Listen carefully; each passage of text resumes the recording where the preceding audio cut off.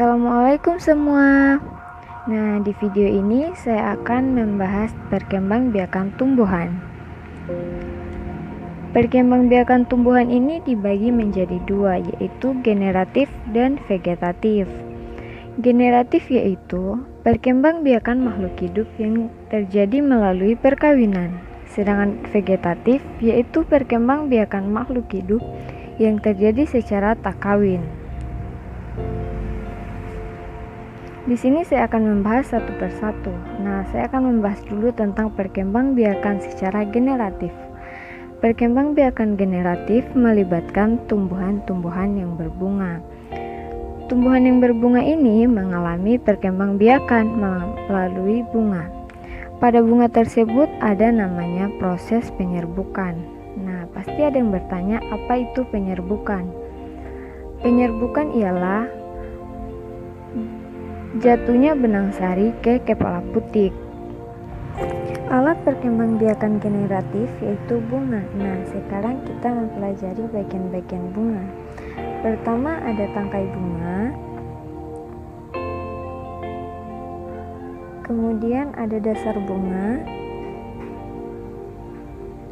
kemudian bakal biji, ada juga mahkota bunga, putik, benang sari, dan kelopak.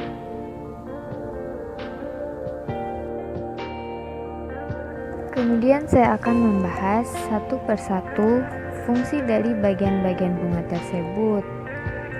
Nah, di bunga tersebut pertama ada tangkai bunga, yaitu untuk menghubungkan bunga dengan batang. Terus ada dasar bunga, yaitu bagian ujung tangkai bunga yang agak membesar. Kemudian bakal biji, dalam bakal biji terdapat sel ovum. Ada mahkota bunga, yaitu untuk mempercantik tampilan bunga. Kemudian putik, dalam putik ini ada alat perkembangbiakan betina. Kemudian benang sari, dalam benang sari ada alat perkembangbiakan jantan. Terus ada kelopak. Kelopak ini untuk melindungi bunga yang masih kuncup. Selanjutnya saya akan membahas perkembangbiakan secara vegetatif. Vegetatif ini ada dua, yaitu pertama alami dan kedua buatan. Pertama saya akan membahas dulu macam-macam perkembangbiakan secara vegetatif alami. Pertama ada spora. Pada tumbuhan paku, spora dibentuk pada daun. Daun yang dapat menghasilkan spora disebut daun fertil atau subur. Spora terletak di dalam kotak spora yang disebut sporangium. Kedua, rizoma. Rizoma yaitu batang yang tumbuh mendatar di dalam tanah yang menyerupai akar. Kemudian umbi lapis, bagian dari pelepah daun yang berfungsi sebagai cadangan makanan dan bentuknya berlapis-lapis. Kemudian umbi batang, bagian batang yang tumbuh di dalam tanah dan berfungsi untuk menyimpan cadangan makanan. Kemudian umbi akar, akar yang berubah fungsi untuk menyimpan cadangan makanan, terutama zat tepung.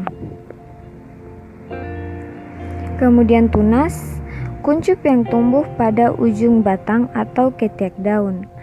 Tumbuhan dikatakan berkembang biak dengan tunas apabila tunas dari tumbuhan induk tumbuh menjadi tunas baru. Kemudian tunas daun.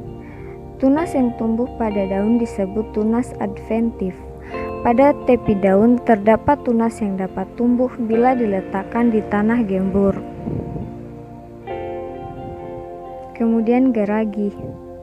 Batang beruas yang tumbuh menjalar di atas atau di bawah permukaan tanah. Ruas tanaman bila menyentuh tanah akan tumbuh akar dan tunas baru sehingga menjadi tanaman baru. Kemudian saya akan menyebutkan macam-macam perkembangbiakan vegetatif buatan. Pertama, mencangkok. Kedua, stek batang.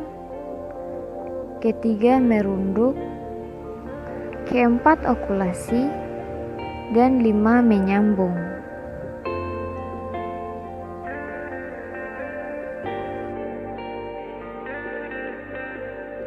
Nah, itu dia tadi pembahasan tentang perkembangbiakan tumbuhan. Semoga bermanfaat. Wassalamualaikum warahmatullahi wabarakatuh.